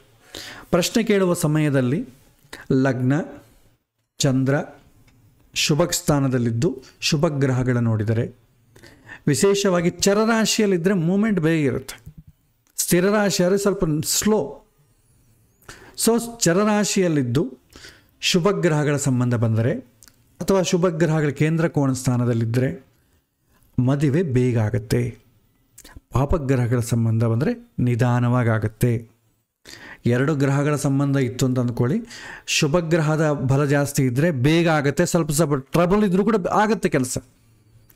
ಅದೇ ಪಾಪಗ್ರಹದ ಡಾಮಿನೇಷನ್ ಇತ್ತು ಅಂದ್ಕೊಳ್ಳಿ, ಸ್ವಲ್ಪ ನಡೀತದೆ, ಅಷ್ಟು ಬೇಗ ಮುಂದುವರಿಯೋದಿಲ್ಲ ಅಂತ ತಿಳ್ಕೊಳ್ಬೇಕು. ಇದು ಓವರಾಲ್ ಆಗಿ ನಾವು ನೋಡಬೇಕಾದ ಎಲ್ಲ ಸೂತ್ರಗಳಿದೆ. ನೆನಪು ಮಾಡಿಕೊಳ್ಳೋದಕ್ಕೆ ನಮಗೆ ಆ ಸಮಯದಲ್ಲಿ ಇದೆಲ್ಲ ಬಾಯ್ಪಾಠ ಮಾಡಲಿಕ್ಕೆ ಆಗೋದಿಲ್ಲ. ಪ್ರಶ್ನೆ ಕೇಳುವ ಸಮಯದಲ್ಲಿ ಕಳತ್ರಕ್ಕೆ ಸಂಬಂಧಪಟ್ಟ ಗ್ರಹಗಳು ಯಾವುದಿದೆ, ಲಗ್ನಾಧಿಪತಿ ಸಪ್ತಮಾಧಿಪತಿ ಆಗಿರ್ಬೋದು, ಕಳತ್ರಕಾರಕ ಅಂತ ಶುಕ್ರ ಆಗಿರ್ಬೋದು, ಮದುವೆ ಅಂತಂಬೋದು ಮನಸ್ಸಿಗೆ ಸಂಬಂಧಪಟ್ಟದ್ದು ಬಂಧವನ್ನು ಸೂಚನೆ ಮಾಡ್ತದ್ರೆ ಚಂದ್ರ ಆಗಿರ್ಬೋದು. ಈ ಚಂದ್ರ, ಶುಕ್ರ ಮತ್ತು ಸಪ್ತಮಾಧಿಪತಿಗೆ ಏನಾದರೂ 6-7 ಸಂಬಂಧ ಬಂತು ಅಂದುಕೊಳ್ಳಿ, ಮದುವೆ ಆದರೂ ಕೂಡ ಹೆಚ್ಚು ದಿನ ಉಳಿಯೋದಿಲ್ಲ. 6ನೇ ಮನೆ ಶತ್ರುತ್ವವಾಗಿ ಡಿವೋರ್ಸ್ ಆಗ್ಬೋದು, 8ನೇ ಮನೆ ಮೃತ್ಯು ಅಂತಂದ್ರೂ ಕೂಡ ಅದು ಕೂಡ ಡಿವೋರ್ಸ್ ಆಗಲಿಕ್ಕೆ ಅವಕಾಶ ಉಂಟು. ವಿಶೇಷವಾಗಿ ಆ ಕಾಂಬಿನೇಷನ್ ಇದ್ದರೆ. ಮತ್ತು ಯಾವ ರೀತಿಯಾದಂಥ ಶುಭಗ್ರಹಗಳ ಸಂಬಂಧ ಇರಬಾರದು, ನೋಟ್ ಮಾಡಿಕೊ. ಸ್ವಲ್ಪ ಶುಭಗ್ರಹಗಳ ಸಂಬಂಧ ಇದ್ದರೂ ಕೂಡ ಏನಾಗುತ್ತೆ ಅಂತಂದರೆ ಬಿಟ್ಟುಕೊಳ್ಳೋಷ್ಟು ತೀವ್ರವಾಗಿ ಹೋಗ್ತಾರೆ, ಮತ್ತೆ ದೊಡ್ಡವರು ಬಂದು ರಾಜಿ ಮಾಡ್ತಾರೆ, ಮೀಡಿಯೇಷನ್ ಮಾಡಿ ಕೊನೆಗೆ ಅವರು ಒಂದಾಗ್ತಾರೆ, ಗಲಾಟೆ ಮಾಡಿಕೊಂಡು ಮತ್ತೆ ಒಂದಾಗ್ತಾರೆ, ರೀಯೂನಿಯನ್ ಆಗ್ತಾರೆ. ಶುಭಗ್ರಹ ಸಂಬಂಧ ಇದ್ದರೆ. ಶುಭಗ್ರಹ ಸಂಬಂಧ ಇಲ್ಲವೇ ಇಲ್ಲ, ಚಂದ್ರಗೂ ಬುಧನಿಗೂ ಶುಕ್ರನಿಗೂ ಪಾಪಗ್ರಹಗಳ ಸಂಬಂಧ ಅಥವಾ 6-8 ಸಂಬಂಧ ಬಂದರೆ ಅದು ಸರ್ವೈವ್ ಆಗೋದು ತುಂಬ ಕಷ್ಟ. ಇದು ನಾವು ಸಮರೈಸಲ್ಲಿ ನೋಡ್ಬೋದು. ಶುಭಗ್ರಹಗಳ ಸಂಬಂಧ ಬಂದರೆ ಬೇಗ ಮದುವೆ ಆಗ್ತದೆ, ಪಾಪಗ್ರಹಗಳ ಸಂಬಂಧ ಬಂದರೆ ತಡ ಆಗ್ತದೆ. ಕಳತ್ರಕ್ಕೆ ಸಂಬಂಧಪಟ್ಟ ಗ್ರಹಗಳು 6-8 ಸಂಬಂಧ ಬಂದರೆ ಸರ್ವೈವ್ ಆಗಲ್ಲ, ಮುಂದುವರಿಯಲ್ಲ. ಕೇಂದ್ರ ತ್ರಿಕೋಣ ಸಂಬಂಧಗಳು ಬಂದರೆ ಮುಂದುವರಿತದೆ. ಪಾಪ ಸಂಬಂಧ ಬಂದಾಗ ಶುಭಗ್ರಹಗಳ ದೃಷ್ಟಿಯಾಗಲಿ ಏನಾದರೂ ಸ್ವಲ್ಪ ಇದ್ದರೆ ಸ್ವಲ್ಪ ಕಾಲ ಆದ ಮೇಲೆ ಅದು ಪ್ಯಾಚಪ್ ಆಗಿ ಮತ್ತೆ ಮಾಮೂಲಿ ಬರುತ್ತೆ. ಹೀಗೆ ನೀವು ಸಂಕ್ಷಿಪ್ತವಾಗಿ ಅರ್ಥ ಮಾಡಿಕೊಳ್ಳಿ. ಸೂತ್ರಗಳನ್ನೆಲ್ಲ ಕೂಡ ನೆನಪಿಟ್ಟುಕೊಳ್ಳಿಕ್ಕೆ ಆಗೋದಿಲ್ಲ ರಿಯಲ್ ಟೈಮಲ್ಲಿ. ಮತ್ತು success or failure in securing a bride. So ಒಂದು ಹೆಣ್ಣನ್ನು ಉಳಿಸಿಕೊಳ್ಬೇಕು, ಏನೋ ಎಂಗೇಜ್ಮೆಂಟ್ ಏನೋ ಆಗಿರುತ್ತೆ, ಅದನ್ನು ಉಳಿಸಿಕೊಳ್ಳಬೇಕು ಅಂತಂದರೆ ಏನು ಮಾಡಬೇಕು, ಆ ಥರ ಪ್ರಶ್ನೆ ಕೇಳ್ತಾರೆ. ಯಾವಾಗ ಲಗ್ನಾಧಿಪತಿ ಅಥವಾ ಚಂದ್ರ ಸಪ್ತಮಕ್ಕೇನಾದರೂ ಸಂಬಂಧ ಬಂದರೆ, ಪ್ರಶ್ನೆ ಕೇಳುವ ಸಮಯದಲ್ಲಿ ಲಗ್ನಕ್ಕಾಗಲಿ ಚಂದ್ರಕ್ಕಾಗಲಿ ಸಪ್ತಮ ಸಂಬಂಧ ಬಂದರೆ ವಿವಾಹ ಮುಂದುವರಿಯುತ್ತದೆ, ಖಚಿತವಾಗಿ ಆಗ್ತದೆ ಅಂತ ಹೇಳ್ತೇವೆ. ಅದೇ ಲಗ್ನಕ್ಕಾಗಲಿ ಚಂದ್ರಗಾಗಲಿ ಶುಭ ಸಂಬಂಧ ಇತ್ತಂದ್ಕೊಳ್ಳಿ, ಯಾವ ಥರದ ಹೆಚ್ಚು ಶ್ರಮ ಇಲ್ಲದೆ ಮದುವೆ ಆಗೋಗ್ಬಿಡ್ತದೆ. ಯಾರು ಕಷ್ಟಪಡೋದು, ಅವರೇ ಬರ್ತಾರೆ, ನೋಡ್ಕೊಳ್ತಾರೆ, ನಮಗಿಷ್ಟ ಆಗಿದೆ, ನಾವೇ ಕಟ್ನ ಇಟ್ಕೊಳ್ತೀವಿ, ನಾವೇ ಎಲ್ಲ ಕಲ್ಯಾಣ ಮಾಡ್ಕೊಂಡು ನಾವೇ ಸಹಾಯ ಮಾಡ್ತೀವಿ ಅಂತೇಳಿ ಮದುವೆ ಮಾಡ್ಕೊಂಡ್ಬಿಡ್ತಾರೆ. ಏನು ಗೊತ್ತೇ ಆಗೋದಿಲ್ಲ, ಆಗೋಗ್ಬಿಡ್ತದೆ. ಯಾವಾಗ ಲಗ್ನಕ್ಕೂ ಚಂದ್ರಗೂ ಶುಭ ಸಂಬಂಧ ಬಂದರೆ. ಮತ್ತು ಚಂದ್ರಗೆ ಅಥವಾ ಲಗ್ನಾಧಿಪತಿಗೆ ಸಪ್ತಮ ಸಂಬಂಧ ಬಂದರೆ ವಿವಾಹ ಪ್ರಯತ್ನ ಯಶಸ್ವಿ ಆಗ್ತದೆ.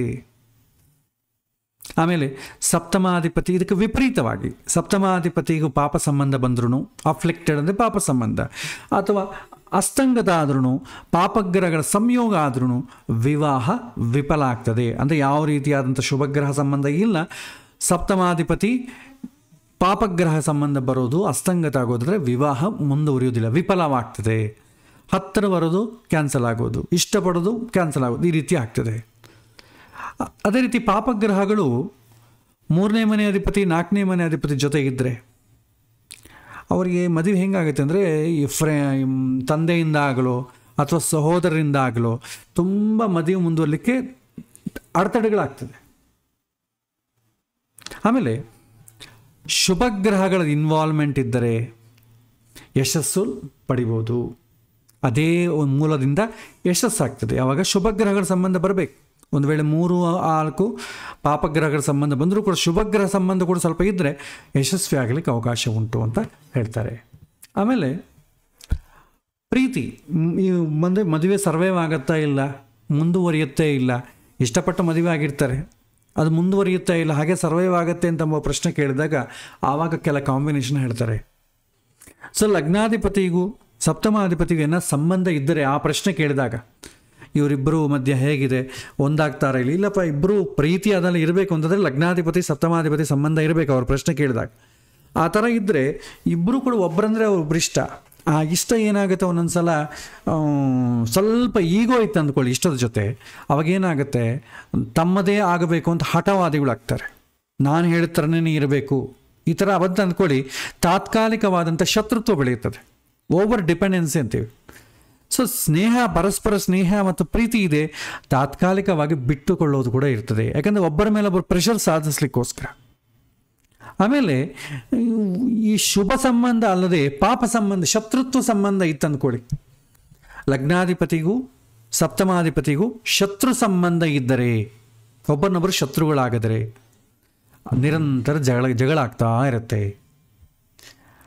ಮತ್ತು ಶನಿ ಲಗ್ನದಲ್ಲಿದ್ದು ಸಪ್ತಮಾಧಿಪತಿ ಏನಾದರೂ ಕೇಂದ್ರದಲ್ಲಿ ಏನಾದರೂ ಇದ್ದರೆ, ಸೊ ಯಾರು ಕೇಂದ್ರೀಯವಾದಂಥ ಸ್ಥಾನದಲ್ಲಿರ್ತಾರೋ ಅವ್ರು ತುಂಬ ಪ್ರಭಾವಶಾಲಿಗಳಾಗ್ತಾರೆ, ತುಂಬ ಡಾಮಿನೆಂಟ್ ಆಗಿರ್ತಾರೆ. ಯಾರು ಕೇಂದ್ರ ಸ್ಥಾನದಲ್ಲಿರ್ತಾರೋ ಆ ಗ್ರಹಕ್ಕೆ ಸಂಬಂಧಪಟ್ಟದ್ದು ಯಾರಿರ್ತಾರೋ ಅವರಿಗೆ ಡಾಮಿನೇಷನ್ ಜಾಸ್ತಿ ಇರುತ್ತೆ.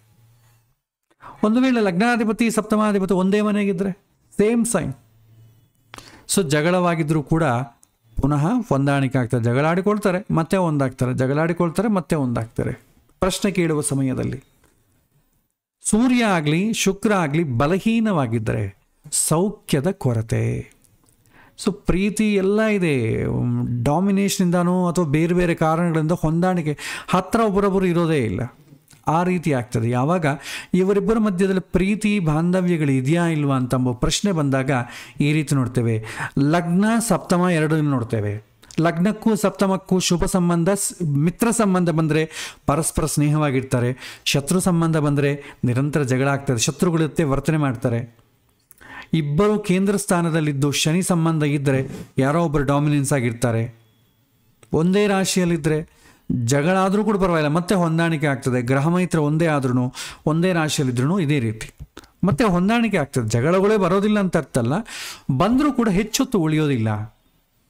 ಸೂರ್ಯ ಆಗಲಿ ಶುಕ್ರ ಆಗಲಿ ಬಲಹೀನವಾಗಿದ್ದರೆ ಅವರ ಪ್ರಶ್ನೆ ಕೇಳುವ ಸಮಯದಲ್ಲಿ ಸೌಖ್ಯದ ಕೊರತೆ, ಪ್ಲೆಷರ್ಸ್ ಕಡಿಮೆ ಇರುತ್ತೆ. ಜಾತಕದಲ್ಲೂ ಅಷ್ಟೇ ಶುಕ್ರ ವೀಕ್ ಆಗಿದ್ದರೆ ವೈವಾಹಿಕ ಜೀವನಕ್ಕೆ ತೊಂದರೆ ಆಗುತ್ತೆ ಅಂತ ನಾವು ಹೇಳ್ತೀವಲ್ಲ, ಅದೇ ರೀತಿ ಇಲ್ಲಿ ಕೂಡ ನಾವು ಹೇಳ್ಬೋದು. ಸಮ್ಟೈಮ್ಸ್ ಏನಾಗುತ್ತೆ ಸಪ್ರೇಟ್ ಆಗೋದು ಮತ್ತು ಒಂದಾಗೋದು, ಈ ರೀತಿಯಾದಂಥ ಪ್ರಶ್ನೆಗಳು ಬರ್ತದೆ.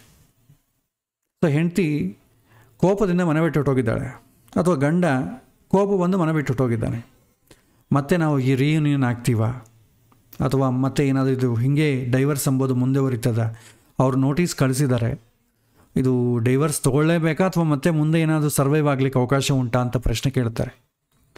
ಆ ಸಮಯದಲ್ಲಿ ಸೂರ್ಯ ಏನಾದರೂ ಲಗ್ನ ದ್ವಿತೀಯ ತೃತೀಯ ಸ್ಥಾನದಲ್ಲಿದ್ದು ಶುಕ್ರ ಏನಾದರೆ ಪಂಚಮ ಸಪ್ತಮ ಷಷ್ಠದಲ್ಲಿ ಇದ್ದರೆ ಪತ್ನಿ ಮತ್ತೆ ಮರಳಿ ಬರುವುದಿಲ್ಲ.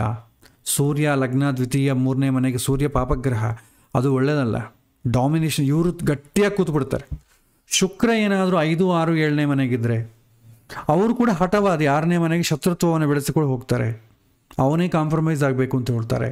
ಈಗಿದ್ದಾಗ ಏನಾಗುತ್ತೆ, ಪತಿ ಪತ್ನಿಯರು ಒಬ್ಬನೊಬ್ಬರು ಮತ್ತೆ ಮರಳಿ ಬರುವುದಿಲ್ಲ, ಅವರವರ ಏನು ಕಮಿಟ್ಮೆಂಟ್ ಇದೆ ಅದಕ್ಕೆ ಬದ್ಧರಾಗಿರ್ತಾರೆ.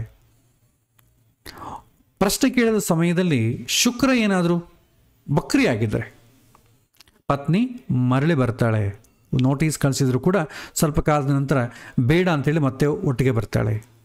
ಶುಕ್ರ ಅಸ್ತಂಗತ ಆಗಿದ್ದರೆ ಮರಳಿ ಬರುವುದಿಲ್ಲ. ಶುಕ್ರ ಏನಾದರೂ ಕ್ಷೀಣ ಆಗಿದ್ದರೆ, ಅಂದರೆ ಅಮಾವಾಸ್ಯ ಸಮಯದಲ್ಲಿ ಹೋದಾಗ ಕ್ಷೀಣಚಂದ್ರ ಅಂತೇವೆ, ಆ ರೀತಿ ಆದರೆ ಕ್ಷೀಣಚಂದ್ರ ಇರುವಂಥ ಸಮಯದಲ್ಲಿ ಪ್ರಶ್ನೆ ಹಾಕಿದರೆ ಬರ್ತಾಳೆ, ತುಂಬ ಲೇಟ್ ಆಗ್ತದೆ. ಅದೇ ವೃದ್ಧಿಚಂದ್ರ ಆಗಿದ್ರೆ ಬೇಗ ಬರುತ್ತೆ. ಸೊ ಪ್ರೀತಿ ಮತ್ತು ಸಪ್ರೇಟ್ ಆಗುವುದು, ಇದಕ್ಕೆ ಸಂಬಂಧಪಟ್ಟ ಪ್ರಶ್ನೆಗಳೇನಾದರೂ ಬಂದಾಗ ಈ ರೀತಿ ಸೂತ್ರಗಳನ್ನು ನೋಡ್ತೇವೆ. ಶುಕ್ರನ ಪ್ರಧಾನವಾಗಿ ನೋಡ್ತೇವೆ, ಯಾಕಂದರೆ ಸೆಳೆತ ಶುಕ್ರನ ಇಂಪಾರ್ಟೆಂಟ್. ಶುಕ್ರ ಬಲಹೀನವಾಗಿದೆ, ಶುಕ್ರ ಏನಾದರೂ 6-7 ಮನೆಗಿದ್ದರೆ ಮತ್ತೆ ರಿಟರ್ನ್ ಬರೋದು ಕಷ್ಟ. ವಕ್ರಿ ಆಗಿದ್ದರೆ ಬರ್ತಾರೆ, ವಕ್ರಿ ಆದರೆ ಪಾಸಿಟಿವ್ ಮೂಮೆಂಟ್ ತೋರಿಸ್ತದೆ, ಅದು ಮರಳಿ ಬರ್ತಾರೆ ಅಂತ ಹೇಳ್ಬೋದು. ಅಸ್ತಂಗತ ಆದ್ರೂ, ನೀಚ ಆದ್ರೂ, ಆಮೇಲೆ ವೃದ್ಧಿ ಕ್ಷೀಣಚಂದ್ರ ಆದ್ರೂ ತುಂಬ ವಿಳಂಬ ಆಗ್ತದೆ. ಆಮೇಲೆ ವೃದ್ಧಿಚಂದ್ರ ಆದರೆ ಶುಭಗ್ರಹಗಳ ಸಂಬಂಧ ಇದ್ದರೆ ಮತ್ತೆ ಬರ್ತಾರೆ. ಶುಭಗ್ರಹಗಳ ಕಾಂಬಿನೇಷನ್ ಎಲ್ಲ ಇದ್ದರೆ ಅನುಕೂಲ, ಬರ್ತಾಳೆ. ಪಾಪಗ್ರಹಗಳ ಕಾಂಬಿನೇಷನ್ ಇದ್ದರೆ ಬರುವುದಿಲ್ಲ. ಹೀಗೆ ನಾವು ಅರ್ಥ ಮಾಡಿಕೊಳ್ಳಬೇಕು. ಮತ್ತು ಯಾವ ಸಮಯದಲ್ಲಿ ವಿಯೋಗ ಅಂತಂಬೋದು, ವಿಚ್ಛೇದನೆ ಅಂತಂಬೋದು ಇಂಡಿಕೇಟ್ ಮಾಡ್ತದೆ. ಯೂಶ್ವಲಿ ನಾವು ಇದರ ಬಗ್ಗೆ ಹೇಳೋದಿಲ್ಲ ಶಾಸ್ತ್ರದಲ್ಲಿ, ಪಾಸಿಟಿವ್ ಆ್ಯಂಗಲಲ್ಲಿ ಊಹಿಸಿಕೊಳ್ಳಲಿಕ್ಕೆ ಮಾಡ್ಬೋದು.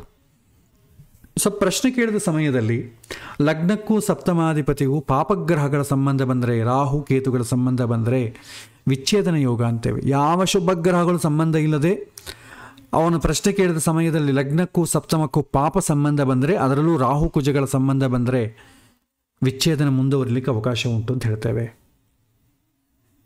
ಅದೇ ಲಗ್ನಾಧಿಪತಿ ಸಪ್ತಮಾಧಿಪತಿ ಪಾಪಗ್ರಹಗಳ ಸಂಬಂಧ ಬಂದಿದೆ, ಪಾಪಗ್ರಹಗಳಿದ್ರೂ ಕೂಡ ಸ್ವಲ್ಪ ಶುಭಗ್ರಹಗಳ ಸಂಬಂಧ ಬಂದ, ಶುಭ ಗುರು ಸಂಬಂಧ ಆಗಲಿ ಶುಕ್ರ ಹಾಲಿ ಬಂದರೂ ಕೂಡ ತಾತ್ಕಾಲಿಕವಾಗಿ ವಿಚ್ಛೇದನ ಆದರೂ ಕೂಡ ಮತ್ತೆ ಒಬ್ಬರನ್ನೊಬ್ಬರು ಒಂಟಿಗೆ ಸೇರ್ತಾರೆ, ಅಂದರೆ ಗಲಾಟೆ ಮಾಡ್ಕೊಂಡು ಹೋಗಿರ್ತಾರೆ, ಮತ್ತೆ ರಿಯೂನಿಯನ್ ಆಗ್ತಾರೆ. ಲಗ್ನಕ್ಕೂ ಸಪ್ತಮಕ್ಕೂ ಪಾಪಗ್ರಹಗಳ ಸಂಬಂಧ ಇದ್ದು ಜೊತೆಗೆ ಶುಭ ಸಂಬಂಧ ಕೂಡ ಇದ್ದರೆ, ಶುಭಗ್ರಹಗಳಂಥ ಗುರು ಶುಕ್ರ ಸಂಬಂಧ ಇದ್ದರೆ, ದೃಷ್ಟಿ ಇದ್ದರೆ ಮತ್ತೆ ರಿಯೂನಿಯನ್ ಆಗಲಿಕ್ಕೆ ಅವಕಾಶ ಉಂಟು. ಪ್ರಶ್ನೆ ಕೇಳುವ ಸಮಯದಲ್ಲಿ ಲಗ್ನಾಧಿಪತಿಯೇ ಪಾಪ ಸಂಬಂಧ ಬಂತು ಅಂತ ಅಂದ್ಕೊಳ್ಳಿ. ಸೊ ಪ್ರಶ್ನೆಕರ್ತ ಯಾರಿದ್ದಾರೆ, ಅವನ ಪ್ರಶ್ನೆ ಯಾರು ಕೇಳ್ತಾನೆ ಅವನಿಗೆ ಡೈವರ್ಸ್ ಬೇಕಾಗಿರುತ್ತೆ, ಅವನೇ ವಿಚ್ಛೇದನ ಬಯಸ್ತಾ ಇರ್ತಾನೆ. ಯಾವಾಗ ಲಗ್ನಾಧಿಪತಿಯ ಪ್ರಶ್ನೆಗೆ ಯಾರು ಕೇಳ್ತಾರೆ, ಆ ಲಗ್ನಾಧಿಪತಿಯೇ ಬಲಹೀನವಾಗಿದ್ದರೆ, ಪಾಪಗ್ರಹಗಳ ಜೊತೆ ಸಂಬಂಧ ಇದ್ದರೆ ಅವನಿಗೆ ಅದು ಬೇಕಾಗಿರುತ್ತೆ. ಅದೇ ಸಮಯದಲ್ಲಿ ಲಗ್ನಾಧಿಪತಿ ಅಲ್ಲದೆ ಸಪ್ತಮಾಧಿಪತಿ ಬೇಕು ಅಂತ ಅಂದ್ಕೊಳ್ಳಿ, ಸಪ್ತಮಾಧಿಪತಿ ಪಾಪ ಸಂಬಂಧ ಬಂತು ಅಂದ್ಕೊಳ್ಳಿ, ಇವನಿಗೆ ಬೇಕಿಲ್ಲ, ಹೆಂಡತಿಗೆ ಬೇಕಾಗಿರುತ್ತೆ. ಆಮೇಲೆ ಲಗ್ನಾಧಿಪತಿ ವಕ್ರಿಯಾಗಿ ಶುಭಗ್ರಹಗಳ ಸಂಬಂಧ ಬಂದರೆ ವಿವಾಹ ಉಳಿಯುತ್ತೆ. ಪಾಪಗ್ರಹಗಳ ಸಂಬಂಧ ಇದ್ದರೂ ಪರವಾಗಿಲ್ಲ, ಜೊತೆಗೆ ಒಂದು ಶುಭಗ್ರಹ ದೃಷ್ಟಿ ಇದ್ದರೂ ಕೂಡ ಅದು ನಿಧಾನವಾಗಾದರೂ ಕೂಡ ಮತ್ತೆ ರಿಯೂನಿಯನ್ಗೆ ಆಲೋಚನೆ ಮಾಡಲಿಕ್ಕೆ ಅವಕಾಶ ಉಂಟು. ಸೊ ಈ ರೀತಿ ನಾವು ಆಲೋಚನೆ ಮಾಡ್ಬೋದು. ಸೊ ಈ ರೀತಿ ವಿವಾಹಕ್ಕೆ ಸಂಬಂಧಪಟ್ಟ ಪ್ರಶ್ನೆಗಳನ್ನು ನಾವು ನೋಡ್ಬೋದು. ಸೊ ಇಲ್ಲಿ ಒಂದು ಸಲ ನಾವು ಮತ್ತೊಮ್ಮೆ ಸಮರೈಸ್ ಮಾಡಿ ನಾವು ನೋಡೋದಾದರೆ, ಗುರು ಶುಕ್ರ ಬುಧ ದೃಷ್ಟಿಗಳು ಯಾವಾಗೂ ಕೂಡ ವಿವಾಹ ಯೋಗವನ್ನು ಬಲಪಡಿಸ್ತದೆ. ಪಾಪಗ್ರಹಗಳಾದಂಥ ಕುಜ ಶನಿ ರಾಹು ಕೇತುಗಳು ಈ ದೃಷ್ಟಿಗಳು ಯಾವಾಗೂ ಕೂಡ ಅಡೆತಡೆಗಳು ಅಥವಾ ದುಃಖಕರವಾದಂಥ ಫಲವನ್ನು ಸೂಚನೆ ಮಾಡ್ತದೆ. ಚರರಾಶಿಗಳಲ್ಲಿ ವಿವಾಹದ ಒಂದು ವೇಳೆ ಆಗಿದ್ದರೆ, ಲಗ್ನ ಆಗಲಿ ಸಪ್ತಮ ಆಗಲಿ ಚರರಾಶಿಯಲ್ಲಿದ್ದರೆ ಶೀಘ್ರದಲ್ಲಿ ನಿರ್ಣಯ ತಗೊಳ್ತಾರೆ, ಶೀಘ್ರದಲ್ಲಿ ಮದುವೆ ಆಗ್ತದೆ. ಸ್ಥಿರ ರಾಶಿ ಆದರೆ ವಿವಾಹಕ್ಕೆ ಸಂಬಂಧಪಟ್ಟ ನಿರ್ಣಯಗಳು ತಗೊಳ್ಳೋದು ತುಂಬ ನಿಧಾನ ಆಗಬಹುದು. ಪ್ರಶ್ನೆ ಕೇಳುವ ಸಮಯದಲ್ಲಿ ಲಗ್ನ ಚಂದ್ರ ಸಪ್ತಮ ಶುಕ್ರ ಇವರು ಶುಭ ಸಂಬಂಧ ಇದ್ದರೆ ಏನು ತಡೆ ಇಲ್ಲ, ಆದಷ್ಟು ಬೇಗ ಮದುವೆ ಆಗ್ತದೆ. ಇವರಿಗೆ ಇಷ್ಟವಾದಂಥವ್ರ ಜೊತೆ ಇವ್ರಿಗೆ ಏನು ರಿಕ್ವೈರ್ಮೆಂಟ್ಸ್ ಇದೆ ಅದರ ಪ್ರಕಾರನೇ ಮದುವೆ ಆಗ್ತದೆ. ಹಾಗಲ್ಲದೆ ಲಗ್ನಕ್ಕೂ ಪಾಪ ಸಂಬಂಧ ಬಂದು, ಸಪ್ತಮಕ್ಕೂ ಪಾಪ ಸಂಬಂಧ ಬಂದು, ಶುಕ್ರನಿಗೂ ಪಾಪ ಸಂಬಂಧ ಬಂದು, ಯಾವ ರೀತಿಯಾದಂಥ ಶುಭಗ್ರಹಗಳ ಸಂಬಂಧ ಇಲ್ಲದೇ ಇದ್ದರೆ ಮದುವೆ ಆಗೋದಿಲ್ಲ. ಮದುವೆ ಸೆಟ್ ಆದರೂ ಕೂಡ ಬೇಗ ಕ್ಯಾನ್ಸಲ್ ಆಗಲಿಕ್ಕೆ ಅವಕಾಶ ಉಂಟು. ಮದುವೆ ಆಗೋದರೂ ಕೂಡ ಒಬ್ಬರನ್ನೊಬ್ಬರು ಬಿಟ್ಟುಕೊಳ್ಳಿಕ್ಕೆ ಅವಕಾಶ ಉಂಟು. ಸೊ ಈ ರೀತಿ ಜಾತಕದಲ್ಲಿ ಕೂಡ ಇದೇ ರೂಲ್ಸ್ ಆಗ್ತದೆ, ಪ್ರಶ್ನೆಯಲ್ಲಿ ಕೂಡ ಅದೇ ರೂಲ್ಸ್ ಆಗ್ತದೆ. ಓನ್ಲಿ ಥಿಂಗ್ ಏನಂತಂದರೆ ನಾವು ತತ್ಕಾಲ ಅವರ ಪ್ರಶ್ನೆಗೆ ಹೇಳಿದ ಸಮಯವನ್ನು ನೋಡಿ ಹೇಳ್ತೇವೆ. ಬಟ್ ಇದರಲ್ಲಿ ತುಂಬ ವೈಧವ್ಯ ಯೋಗ, ಮೃತ್ಯು, ಇಂಥ ಪ್ರಶ್ನೆಗಳು ಬಂದಾಗ ಜಾತಕವನ್ನು ಕೂಡ ನೋಡಿ ಡೀಪಾಗಿ ನೋಡಿ ನಿರ್ಣಯ ತೆಗೆದುಕೊಳ್ಬೇಕು. ಅದು ಮದುವೆ ಆಗದೇ ಇದ್ದರೆ ಮುಂಚಿತವಾಗಿ ಸೂಚನೆ ಮಾಡ್ಬೋದು. ಮದುವೆ ಆಗಿ ಹೋಗಿದ್ದರೆ ಅದು ಕೂಡ ಏನು ಹೇಳಿಕ್ಕೆ ಬರೋದಿಲ್ಲ. ಯಾಕೆಂತಂದರೆ ಆಲ್ರೆಡಿ ನೆಮ್ಮದಿ ಇರುವಂಥ ಕುಟುಂಬದಲ್ಲಿ ಸಾವಾಗ್ತದೆ, ಅದಾಗ್ತದೆ, ಅದು ಬಿಟ್ಟು ಹೋಗ್ತೀರಿ ಅಂತ ಹೇಳಿದ್ರೆ ಜ್ಯೋತಿಷ್ಯನಿಗೆ ಆ ಪಾಪ ಉಂಟಾಗ್ತದೆ. ಅದು ಯಥಾರೀತಿ ಬರಲಿ, ಬಟ್ ಅದು ಆಗೋದಕ್ಕೆ ಮುಂಚೆ ತಡಿಲಿಕ್ಕೆ ಬೇಕಾದರೆ ನೀವು ಹೇಳ್ಬೋದಾಗಲಿ. ತಡೆಯೋ ಶಕ್ತಿ ಇಲ್ಲ ಅಂತಂದಾಗ ಆ ಸಮಯದಲ್ಲಿ ಹೇಳೋದು ಒಳ್ಳೆಯದಲ್ಲ. ಸೊ ಹಾಗಾಗಿ ಇದನ್ನು ಕೂಡ ನಾವು ಗಮನದಲ್ಲಿ ಇಟ್ಟುಕೊಳ್ಬೇಕು. ಇದು ವಿವಾಹಕ್ಕೆ ಸಂಬಂಧಪಟ್ಟ ಪ್ರಶ್ನೆಗಳು. ಇವತ್ತು ಈ ಪ್ರಶ್ನೆಗಳಲ್ಲಿ ನೀವು ನೋಡಿ ಮತ್ತೆ ಮುಂದೆ ಒರೆಸಿ ಏನಾದರೂ ಮತ್ತೆ ಫರ್ದರಾಗಿ ನಿಮಗೇನಾದರೂ ಇದ್ರ ಬಗ್ಗೆ ತಿಳ್ಕೊಬೇಕಾದ್ರೆ ಪ್ರಶ್ನೆಶಾಸ್ತ್ರವೂ ಇದೆ. ದೈವಜ್ಞವಲ್ಲಭ ಅಥವಾ ಪ್ರಶ್ನತಂತ್ರ ಅಂತ 2 ಪುಸ್ತಕ ಇದೆ. ಸಾಧ್ಯವಾದಷ್ಟು PDF ಹುಡುಕ್ತೇನೆ. PDF ಹುಡುಕಿದ್ರೆ ನಿಮಗೆ ಅದನ್ನು ತಲುಪಿಸಲಿಕ್ಕೆ ನಾನು ಪ್ರಯತ್ನ ಮಾಡ್ತೇನೆ. ಇದು ಇವತ್ತಿನ ಪಾಠ. ಇವತ್ತಿನ ಪಾಠದಲ್ಲಿ ನಿಮಗೇನಾದರೂ ಪ್ರಶ್ನೆಗಳಿದ್ದರೆ ಒಂದು 10 ನಿಮಿಷದ ಕಾಲ ನೀವು ಕೇಳಬಹುದು.